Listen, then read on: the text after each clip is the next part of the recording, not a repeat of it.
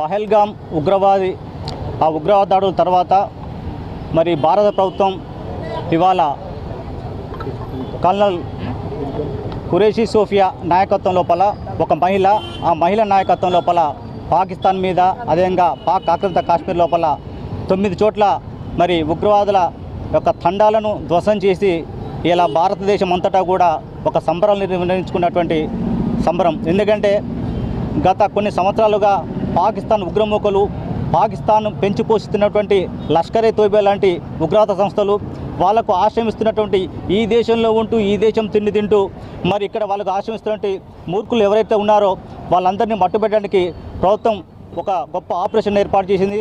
ఆ ఆపరేషన్ పేరు ఆపరేషన్ సింధూర్.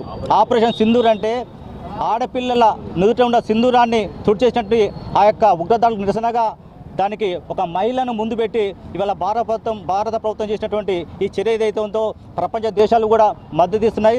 అందులో భాగంగా ఇలా మహబూబాబాద్ పట్టణ లోపల మరి మానుకోట ప్రజలంతా కూడా చేరి సంబరాలు చేసుకుంటారు.